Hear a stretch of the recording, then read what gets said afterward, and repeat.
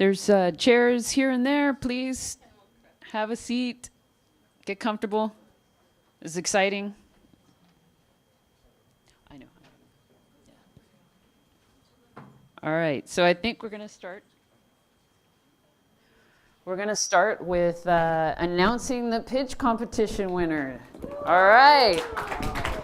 So we're bringing up our lovely judge, Frida Kapor Klein. So give her another round of applause for judging, taking time. Okay. Thank you. Ready? So first of all, I have to point out that all the other judges left. So I don't want you to shoot the messenger, okay? And but we can give you their emails and their home phones.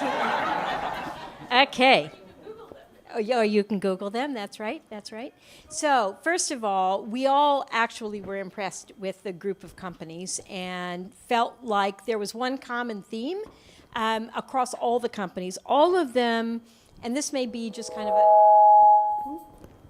of a standard thing that people who do investing say, but for all companies, the advice was work on your distribution model, that nobody had really nailed their distribution model. Some of you were farther along in the product than others, and some of the ones that we thought had great potential just weren't far enough along.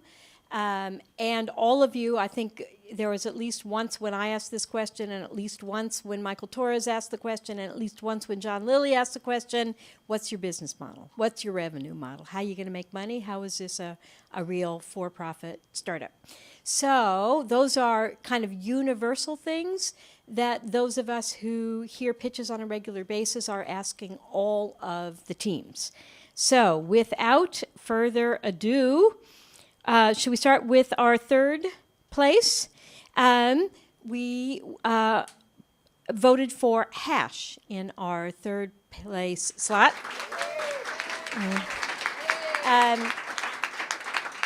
And the succinct, there you got your Chromebook.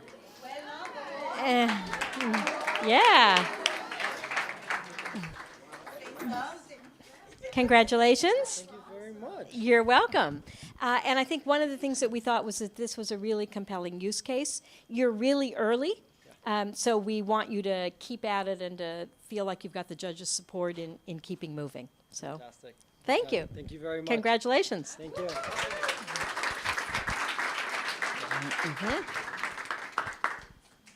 Okay. Do we have any drum roll or anything here? Okay. Oh, that's good. That's great. That's great. And in second place, healthy lunch menus. Thank you. Thank you. So, here you go. Look at this. All kinds of gizmos. So the consensus feedback of the judges here is we really appreciated your deep knowledge. That's okay. Just take the stuff and go. Zoned out. It's been a long 24 hours. It has been a long 24 hours, but we really felt like you had a very deep knowledge of where you're going and to really, really keep at it. So, Thank you. yeah. Awesome. And the big drum roll. Great. Can I take all of you with me to the next time I need a drum roll? Okay. And in our first place goes to ThoughtStem.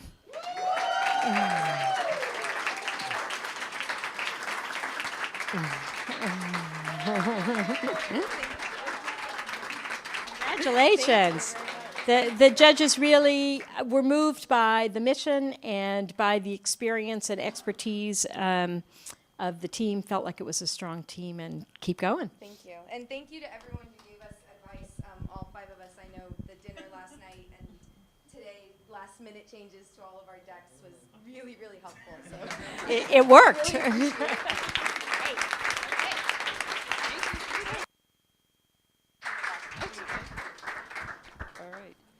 All right, so we're going to get on with our panel. Here you go. Oh, hello. All right. How should we start? So Questions and the people. I see. So I'll get it started. So how many of you all know what an accelerator is? I'm not talking about the thing in your car. All right. So we have some accelerator programs here to help educate you on what they are, what they can do for you, and how you get into one, and all this good stuff. So I'm going to introduce our great panel here. So we have Angela Benton. So she's the founder and CEO of NUMI Accelerator, launched in 2011. NUMI's mission is to accelerate, educate, and empower underrepresented tech talent around the world. And NUMI Accelerator has received critical acclaim from the Wall Street Journal, the Washington Post, and Inc. magazine, among others for the work that they're doing to ensure technology industry is accessible to women and minorities. Additionally, Angela and in the inaugural class of NUMI Accelerator were featured in CNN's award-winning documentary series, Black in America, The New Promised Land, Silicon Valley 2011. So that's Angela, NUMI. Next we have Jorge Zavala. Since January of 2013, Jorge has been the Chief Disruptive Officer of Kinevo, a company in Silicon Valley dedicated to developing entrepreneurial capacity with innovation by serving global companies during their exploration of new business opportunities focused on high-value markets. He is also the author of the book Think Like Silicon Valley, Being Anywhere, which was published by Amazon in 2012. So welcome, Jorge. And we have Gary Tan. Gary is a partner with Y Combinator. He's also co-founder of posthaven.com, an easy, simple blog platform for $5 a month. But this blog lasts forever. And Gary was a co-founder of Posterius, so some of you might have remember that, which was Posterous, sorry, ESL. Was funded by Y Combinator in 2008 and acquired by Twitter in 2012. Before that, he was employee number 10 at Palantir, where he was founding member of the engineering team of Palantir Finance and also designed Palantir's logo. He has a BS in computer systems and engineering from Stanford. Woo. And we have a fourth panelist coming, but I will introduce her when she flies in. All right, so what I would love to start off with is for you to describe your program, and you can go one by one. I guess I'll start.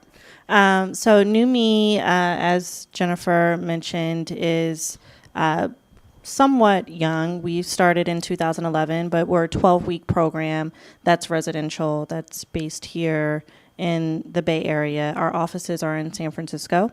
The key thing that makes us different is that we focus on underrepresented minorities. And so that's women, African Americans, and Latinos. And we're residential. So as I mentioned earlier, the founders come from around the country and they live and work together for 12 weeks. So it's quite an exciting and intense time for them.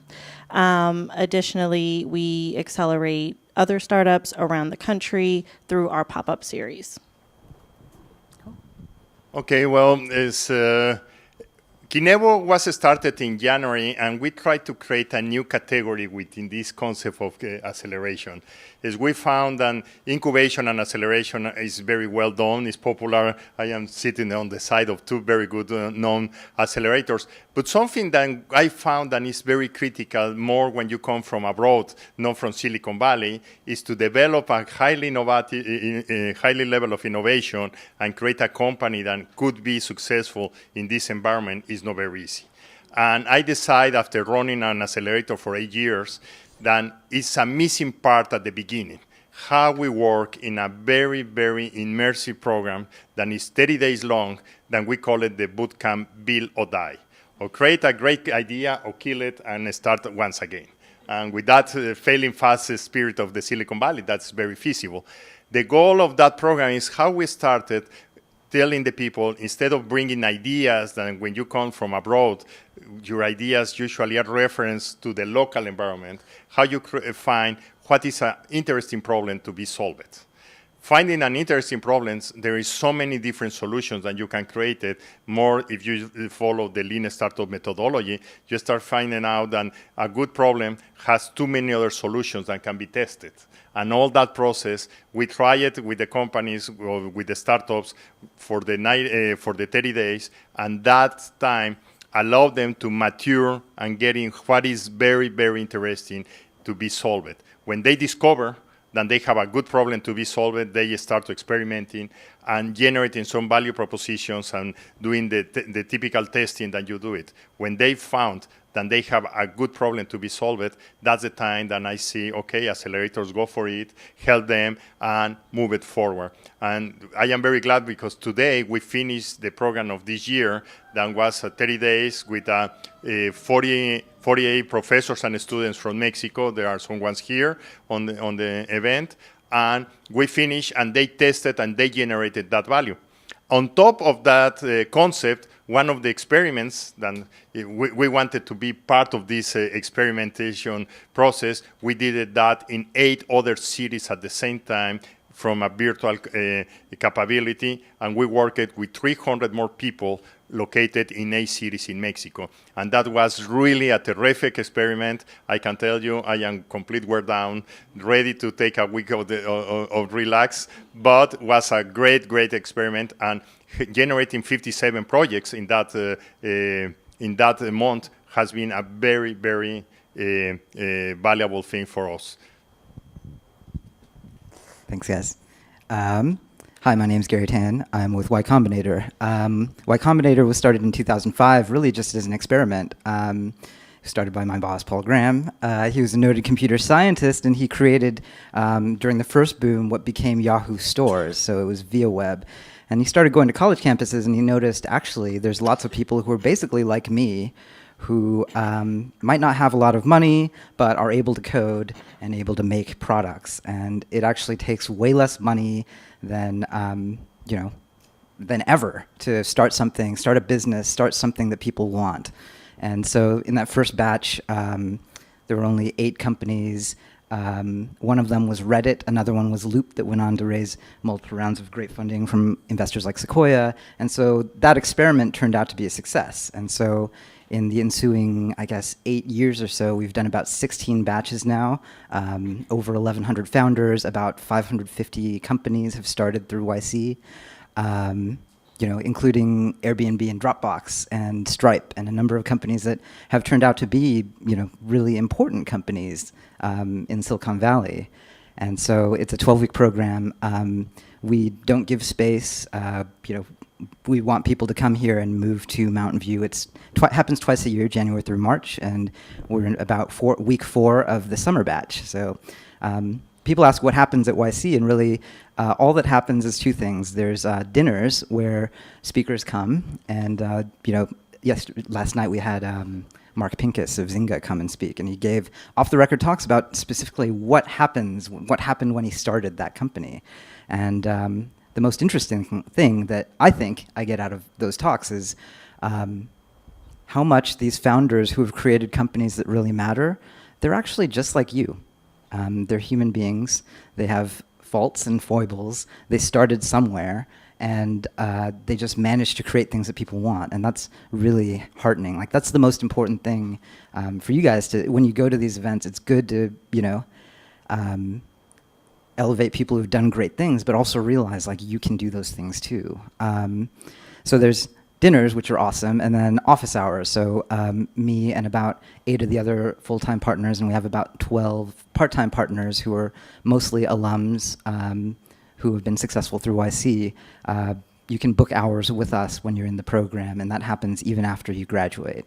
All of this culminates in the end with Demo Day, and so pretty much most investors who do tech investing do come to Demo Day, and they come to invest. So we do about 100 companies a year, and yeah, I don't know, it's really fun, and hopefully we can help demystify the process. Great. Well, great answer. So real quick, why don't you give us an idea of how many people apply and how many people can get in, to know if it's easy to get in, hard to get in, and specifically what makes a team good to get into. So we got a lot of applications after being on CNN. It was about 300, and we ended up taking 8. But one of the things that we've noticed is a lot of startup entrepreneurs are basically like copying and pasting all of their questions, because a lot of accelerators ask more or less the same questions on their application. So we actually just moved to an invite only model. And basically what that means is we look at people in our network to give us referrals. And then we also recruit and spend time with entrepreneurs locally that we kind of meet through our pop-ups. And so that's actually proven to be much more efficient and effective, because, we weren't really spending, I think, an in-depth amount of time with people when we were just getting applications. So it was more or less, okay, this is what I'm building, this is my team, this is how we're solving for XYZ problem, and whatever other, questions that we asked on 3 pages. But what we're able to do in pop-ups or through recommendations is actually meet with people one-on-one and spend an intensive amount of time with them for 3 days or over the course of a couple of days. And we're able to see if, A, we like their company, B, is this something that we're interested in, and C, which I probably should have mentioned first, do we even really want to work with this company and this person? That's something that's actually really important to us. We have a set of core values that we developed, and we use those for people that we want to hire on our team, but we really view the people that come through New Me as part of our family, and so we actually apply those core values to them as well. Yes, in our case, it's too early to be talking about, because we're running the first, we can say, beta program in that direction. And we are just getting into, starting in September of this year, we're going to open these services open wide. One of the things is more than really a competition today, but not necessarily is going to be forever, that is how to build these kind of programs with people from all around the world. We are looking now that starting in September, we're going to start doing these kind of programs that are half of them, some part of that done in the US, we're locally here in San Jose, and some part that is doing in somewhere else in the world. That's the building bridges process that we want to do. And currently we are using, each group is between 40 to 50 persons that create groups of 4 to 5 people in a way that they solve that problems. The process, how we are going to be moving forward, that's a very good question, because for one side, we're seeing the opportunity, how you create the real international entrepreneur companies that could be 1 people living here, 1 people living in Chile, 1 people living in Taiwan, and 1 people living in France or in Australia. That is one of the things that we are seeking. Silicon Valley has a tremendous magnet to bring the people here, but in some direction it's quite expensive for people from all around the world to be here. It's one of the most expensive places in the world too.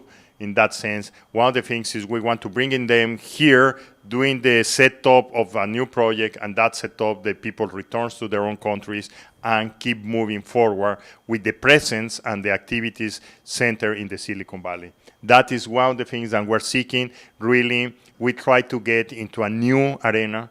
That is, with my experience, I was very much involved with a lot of organizations from different countries. I surprised here in the Silicon Valley is more than 50 organizations for countries of the world that are trying to help how to build entrepreneurship in their own country. And that, instead of being just for one country, why we don't find a way how to create it for multiple countries in a way that we can take the advantage of the innovation capability of Silicon Valley. And the focus is how to build that capabilities, build groups of 50 people, around 50 people, and build it. We found that 8 groups is very, very complex to manage, and we're seeking to have around 3 to 4 concurrent programs in other places in the same time. All right. So getting into Y Combinator is pretty tough these days, I won't lie. But I guess let me try and give you some tips. I guess we get about 6,000 applications per year, and it's just all over the web. It's interesting because previously in Silicon Valley, in order to get funded, in order to start your company and get capital, you had to kind of come here and go to events and try to like network and like make your way in. And with YC, what we're trying to do is say, here's an online internet forum. Like you work on your business, you launch it, you get users, you figure that out, and you put it on the, it's only 12 questions. And really all it is what are you trying to do? Who are you starting it with? And how is it going? There's also like a 1-minute video that we super recommend because that really helps us understand who you are and what you're about.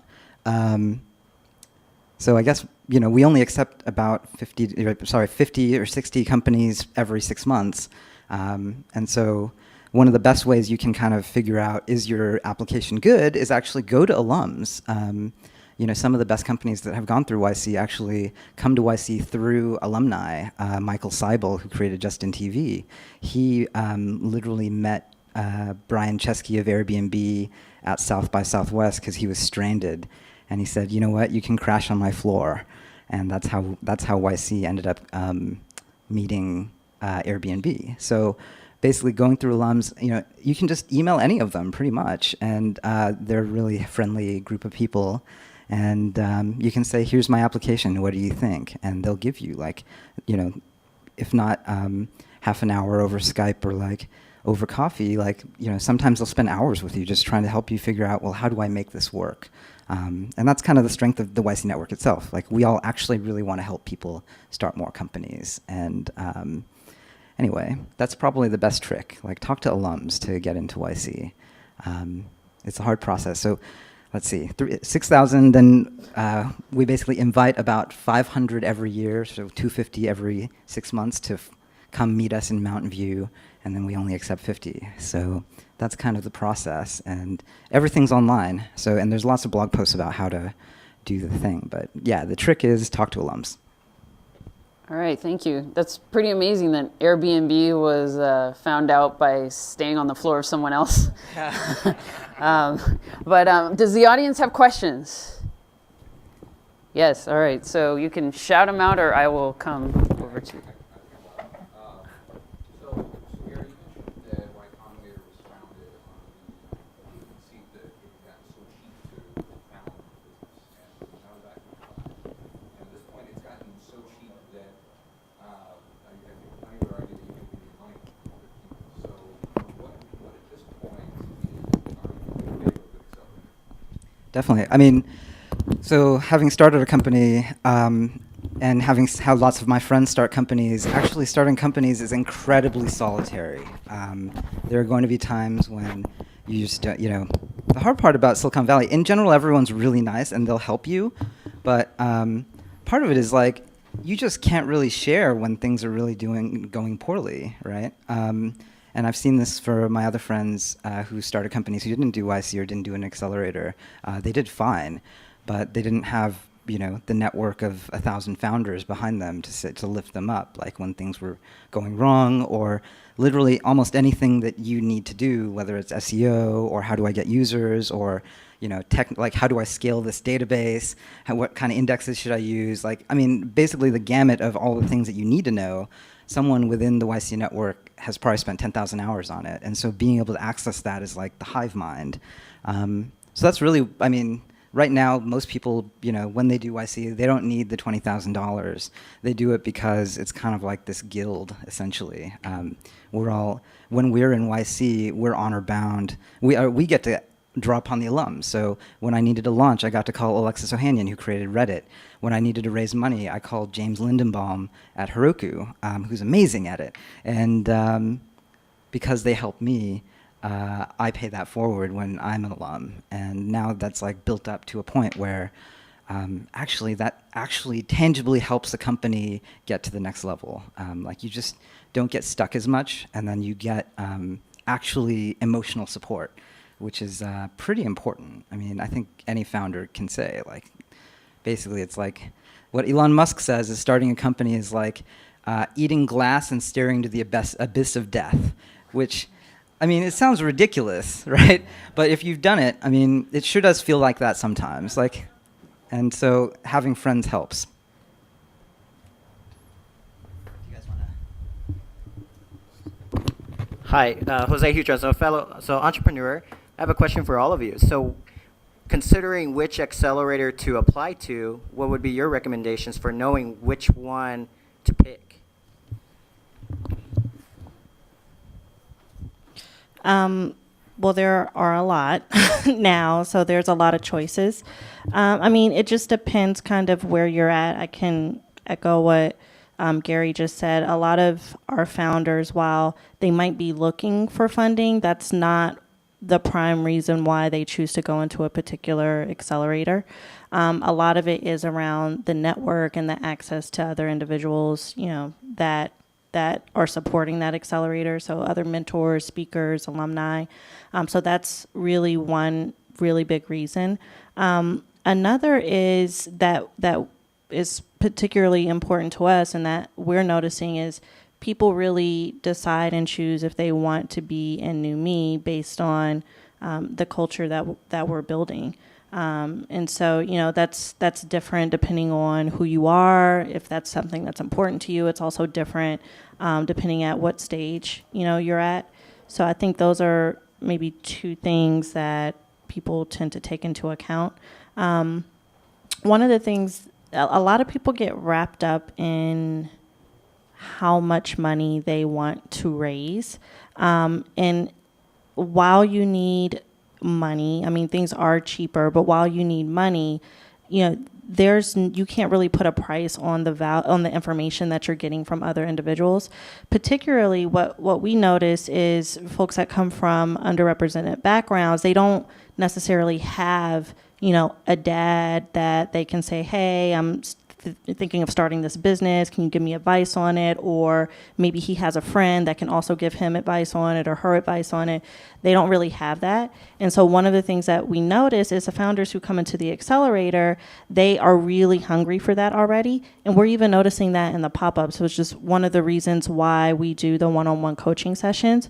We actually do exit surveys from all of those cities, and 100% of people say that the coaching sessions are the most valuable thing in that 3-day process. And it's literally because they get to sit down and talk to someone about their startup and what they're working on. And if you're a coach, you're sitting there and it's like this person literally is like vomiting all this stuff all over you. This is what I'm working on and this is what my issue is right now. Do you have advice on it? Literally for, you know, the first half of the hour. And so it's really, you know, people really just want access to information. And I think being kind of in Silicon Valley, that's something that we tend to kind of take for granted. Yeah. And I guess that's one very, very complex question in the sense because is you want to get into Y Combinator and you say, I am not ready. You want to go into a small accelerator and say, I would like to dream into getting into that place. And that is one of the very hard parts, how you really figure out where is the best place that you would like to be in the future, because the entrepreneurship is very much in how you build the future. And that if you would like to see like Airbnb and being a public company and things like that, well, are you really ready for that? And that I see that is as some kind of steps that you should be going. And maybe in some directions, the process of jumping from one level to another level to another level is very much the way how you build that mindset for you. The mentorship, and I agree very much, is the most critical and valuable kind of things. Money is good, you need it, but the mentorship in how you solve the problems, how you create the vision, how you develop your network are something that is completely invaluable. And there, the big point is where you find the great empathy specifically for you. Because in some sense, you could be very well accepted in one of the big accelerators, but the empathy could be not the right fit for you. And I could say that it's even harder, and being into Y Combinator, 500 startups, or all these things, is they have so many mentors that who is your mentor could be most important than even where you are heading up.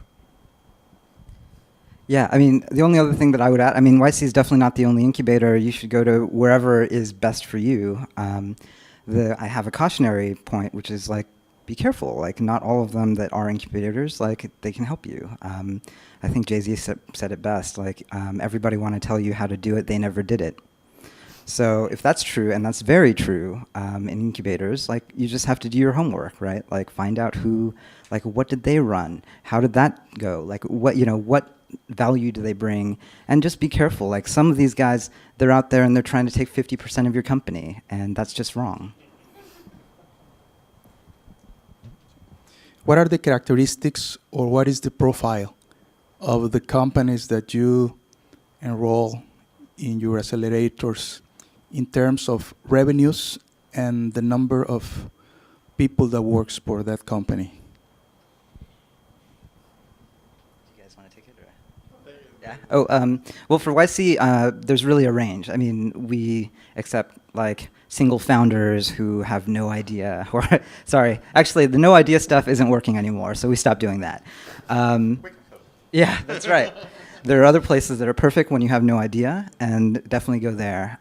For us, it really ranges. Like we'll take companies that have $1 million in seed funding. That seems to be like the max at which we can help. Like a company that has a Series A and already has 2,100 employees. Like that's probably too far for most incubators to be able to help that much. Whereas you might have $1 million in revenue, but you want to scale it to 10, or you might have no revenue at all. I think YC specifically, like we want to be as helpful as possible to like a broad range of companies because we can be a multiplier on a broad range. So I don't know, from nothing in like one person to maybe $1 million in funding and like 10 employees is probably our sweet spot. Well, I would like to clarify some kind of terms, because in Mexico, and that is something we call accelerators after incubation stages. And here accelerators are just in the very early stage in some way.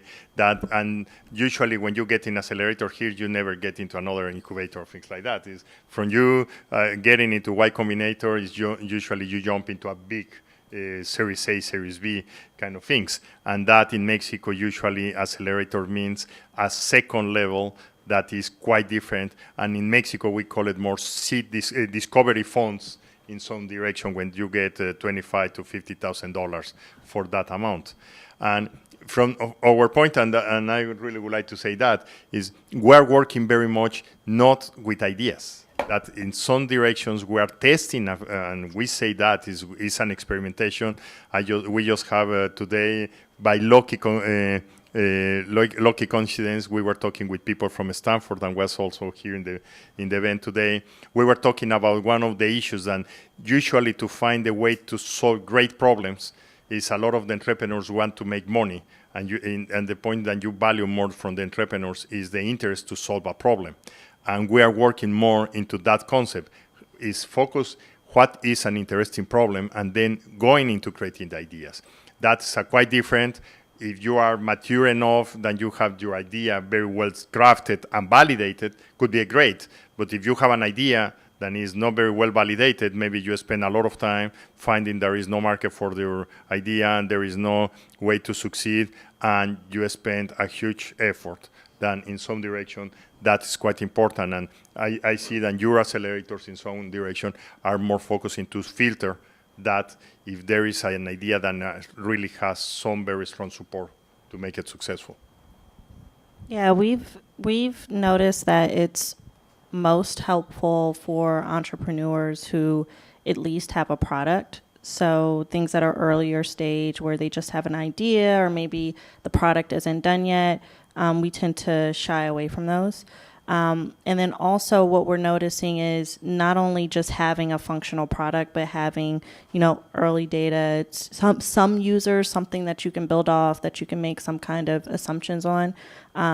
That's most helpful when the entrepreneurs come in and are at that stage.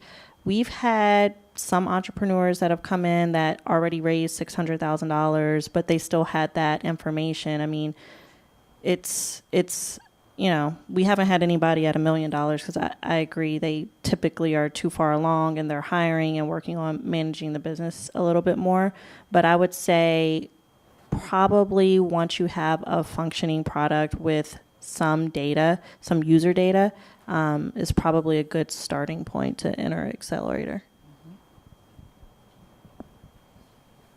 More questions? No? Did the mic get lost?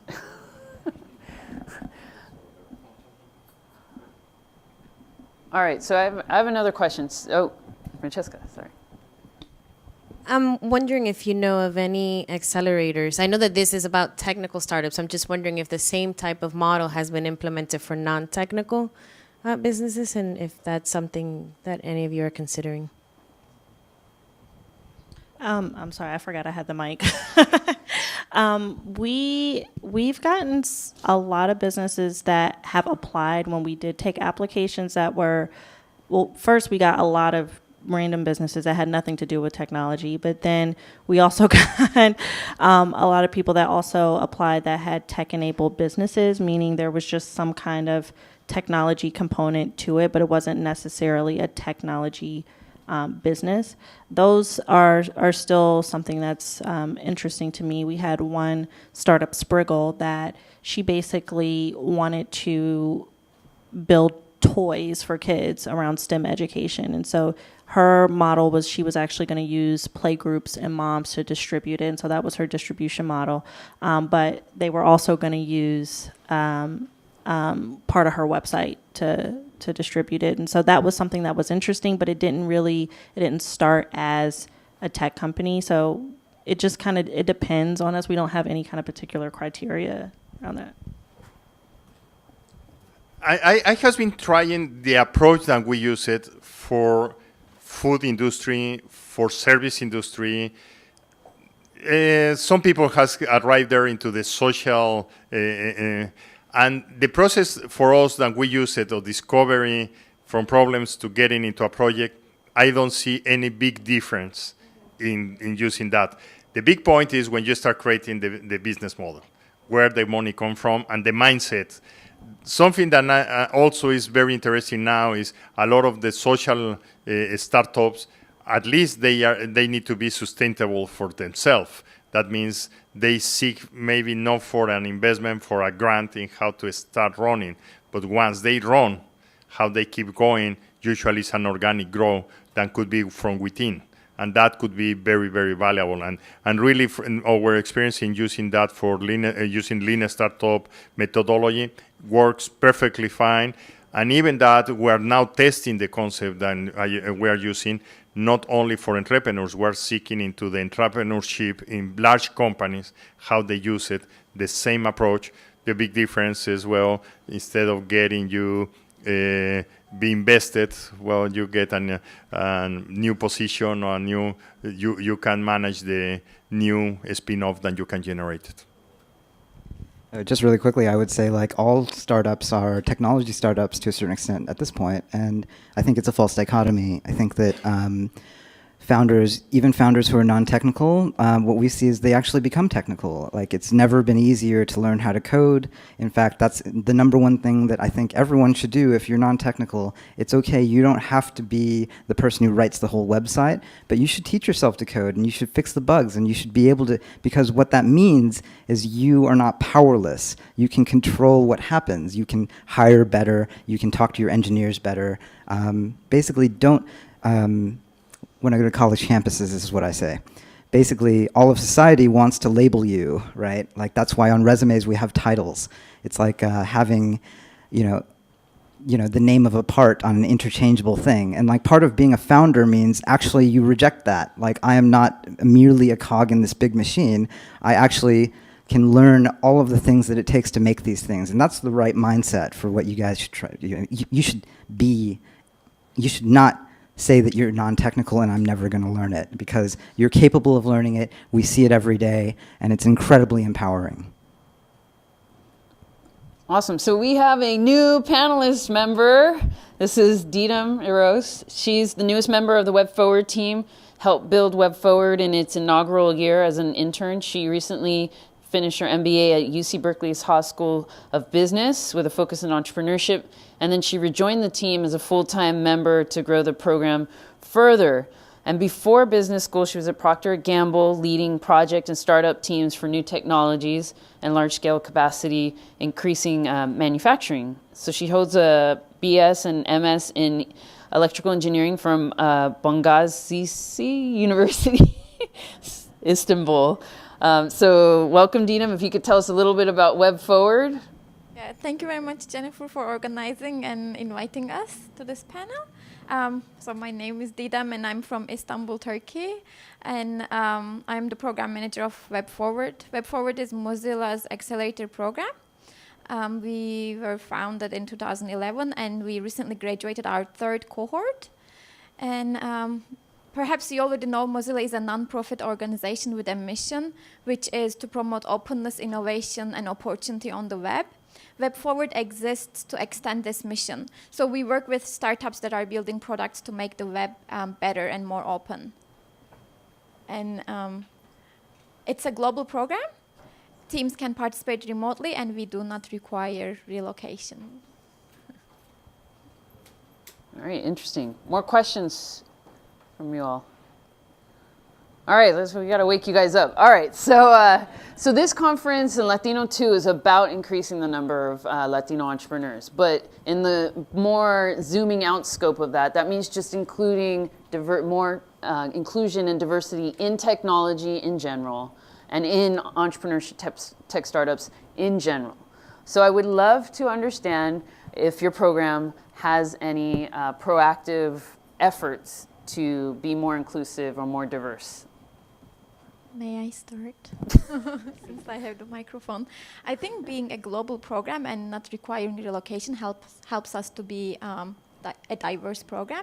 And so far we worked with companies from Germany, France, India, UK, Romania, Canada, and various locations in the US. And in order to increase this diverse nature of our program, we have a Scouts program. The Scouts are people who volunteer to help us get the word out about our program and promote it in various locations in the world. So we have maybe more than 25 Scouts representing more than 16 different countries. We have Scouts from the Philippines, from Indonesia, from India, from Brazil, from many countries in Europe. So that's how we work to improve diversity in our program. I guess this might be a little controversial, but we try and be as colorblind as possible. I mean, honestly, we don't talk about it. It's, we want companies to kind of stand on their own. And yes. Okay, hi again. So I wasn't going to ask this, but you gave me the perfect opening. Yeah. Which is Catherine Finney. Is that a person that some of you know? Catherine Finney started as a group, Digital Undivided is her website, and she started something last year called Focus 100 because she observed that Y Combinator, tech startups, 500 startups, not one of those 3 incubator accelerator programs had ever graduated an African-American woman. None, 0, zip. So that's what's wrong with colorblind.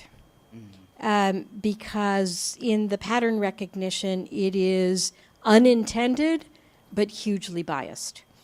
And so I think, I know there are lots of us that would be happy to work with you and bring all of the neuroscience to bear on why colorblind gives you an undiverse outcome.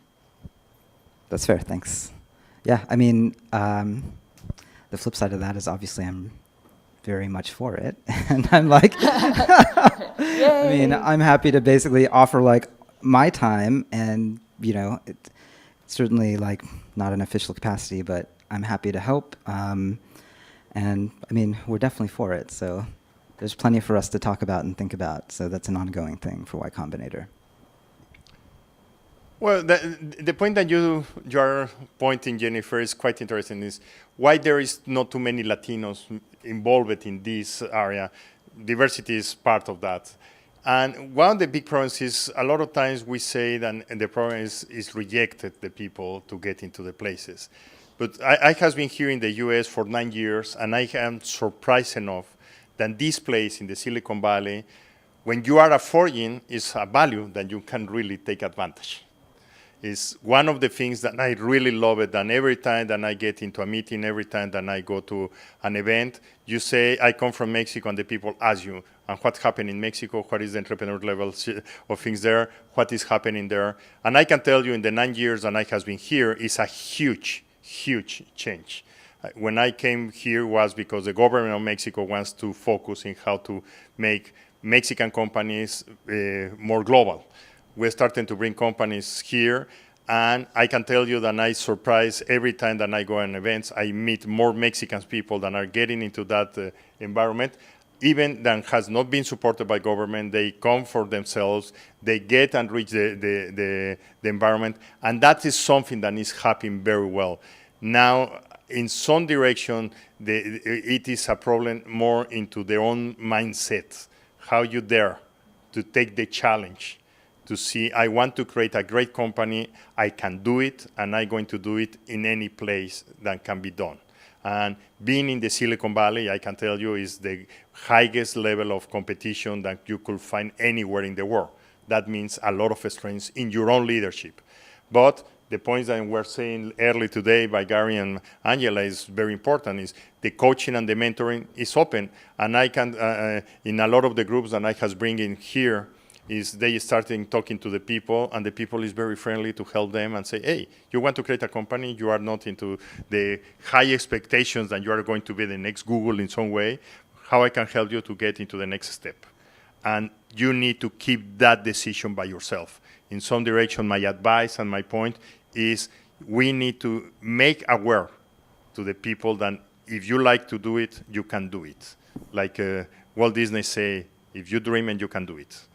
Please dream, and dream a lot. That's something that we need to foster.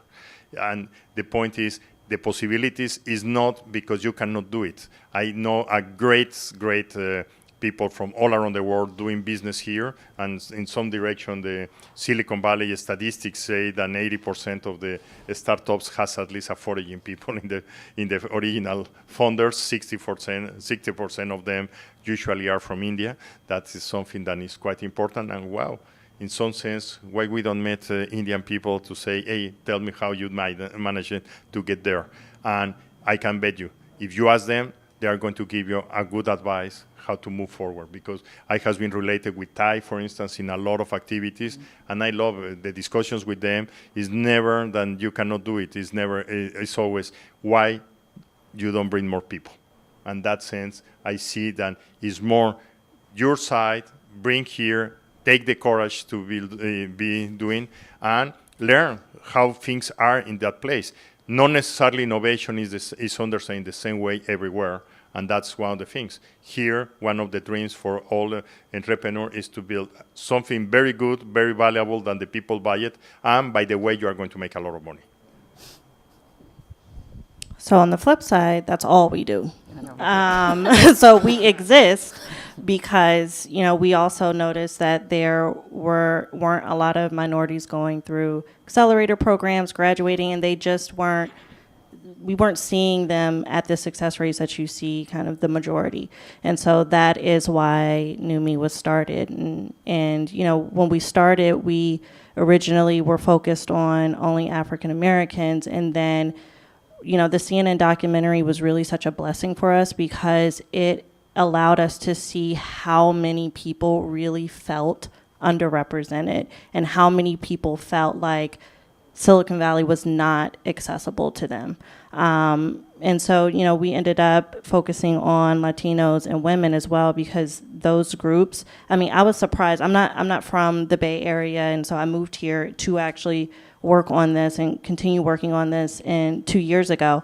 But I was really surprised because there are a lot of Latinos that are here.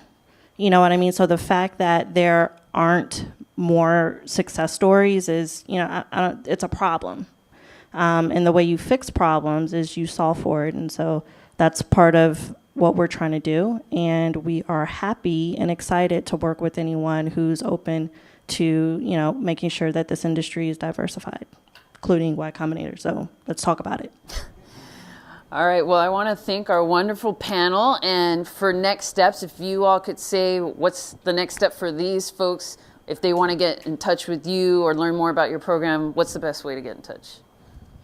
My email is online. You guys can always email me directly. You can tweet us. Our Twitter account is @NewMeExcel.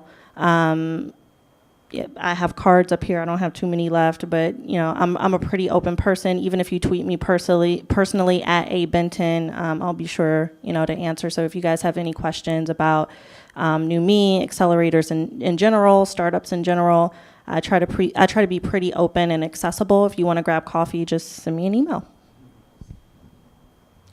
Yes, well, I am located here in Silicon Valley, in San Jose. My email is jorge.zavala@kinevo.com, or my Skype is jorge.zavala. It's very easy to remember. And really, I am very much open how we can foster much more innovation, how in the early stage of your ideas, your projects, how we can help you. That's something that we're very much eager to find a way how to do it that.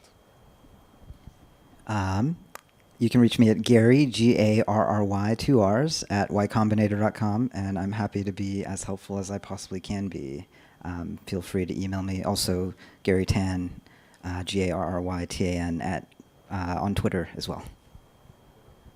You can reach us at webforward@mozilla.com. Webforward is web, WEBFWD at mozilla.com. And I also brought some stickers, so that can help reach us. Thanks. All right. Well, thank you, panelists, for taking time out of your really busy schedules. We really learned a lot. Thank you so much. All right. Good. All right. So next, we are actually going to do the pitches for the high school students. And then we're going to close it with a big-time speaker, Mitch Kapor. So are you high school students ready to go? All right. So Yvonne, come on up and help me do this.